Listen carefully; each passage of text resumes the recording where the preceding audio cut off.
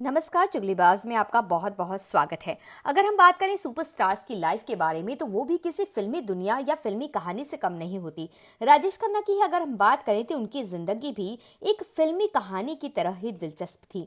जिंदगी जीने का उनका अंदाज, हिट फिल्में, स्टारडम, लव लाइफ, लड़कियों के बीच उनका गजब का क्रेज, सब मिलाकर अगर बात करें तो राजेश खन्ना का जो एक व्यक्तित्व था वो तिलिस्म की तरह था। उनको लेकर कई किस्से हैं और सभी लोग इन्हें बड़ी दिलचस्पी से सुनते हैं। राजेश खन्ना की जिंदगी में अंजू महेंद्रू, डिंपल कपाड़िया के बारे में सभी जानते हैं। अंजू महेंद्रू के साथ राजेश खन्ना की पहले जोड़ी थी, उनके रिलेशन में थी, लेकिन जब अंजू महेंद्रू से किसी बात पर उनका झगड़ा हुआ तो उन्होंने डिंपल कपाड़िया के साथ शादी कर ली। ज्यादा लंबा इनका रिलेशन नहीं था, फिर भी उन्होंने शादी कर ली और डिंपल कपाड़िया तब काफी छोटी उम्र की थी और उन्होंने राजेश खन्ना से शादी कर ली अपनी पहली ही फिल्म के बाद।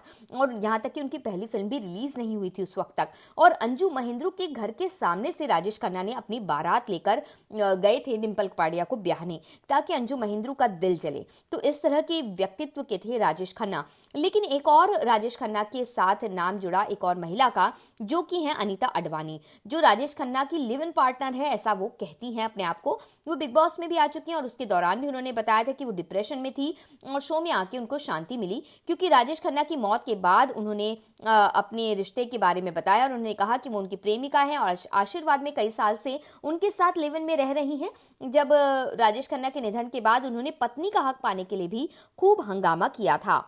राजेश खन्ना के निधन के बाद अनीता अडवाणी ने एक न्यूज़ चैनल को दिए इंटरव्यू में कहा था, मैं खुद को राजेश खन्ना की सरोगेट वाइफ कहती हूँ। मैं उनके साथ आशीर्वाद में 8 साल रही, इस दौरान एक पत्नी की तरह देखभाल की। अनीता ने आगे राजेश खन्ना की फैमिली पर भी सवाल उठाए और कहा कि उस समय लोग कहाँ थे जब वो अकेलेपन और डिप्रेशन में जूझ रहे थे और मैं ही उनका ध्यान रखती थी, मैं ही उनके लिए करवा चौथ रखती थी, मुझे और क्या सबूत देना पड़ेगा। इस तरह की बातें अनीता अडवाणी ने कहा, लेकिन इन दावों ने हंगामा तो मचा दिया।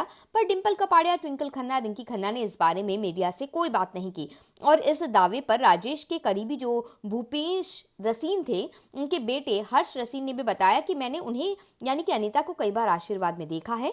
वो काका जी की दोस्त थी, लेकिन मैंने कभी रात को रुकते हुए नहीं देखा और दोनों के बीच कोई लिव इन रिलेशन जैसी कोई बात नहीं थी। और जब राजेश खन्ना का निधन हुआ तो अनीता के बयान के साथ उनकी तस्वीरें भी छपी और उन्होंने कहा कि हम बेहद करीब हैं, लेकिन कोई बंधन नहीं चाहते, हमारा रिश्ता बेहद खास, गहरा और पवित्र है। ये सारी बातें जब छपी थी तो उसके निधन के पहले छपी थी, राजेश खन्ना के निधन के पहले, तो राजेश खन्ना इस बात पर काफी गुस्सा हो गए थे। अनीता को उन्होंने डांटा और शाम को जब वो आशीर्वाद में आई तो वापस चले जाने के लिए भी कहा।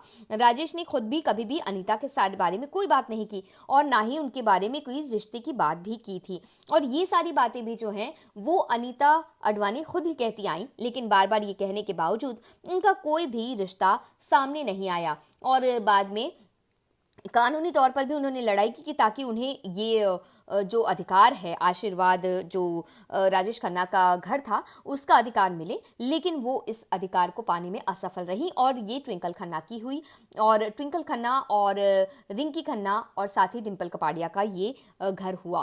तो क्या कहते हैं आप इस बारे में, आपका क्या विचार है, हमें ज़रूर बताइएगा। तब तक के लिए नमस्कार।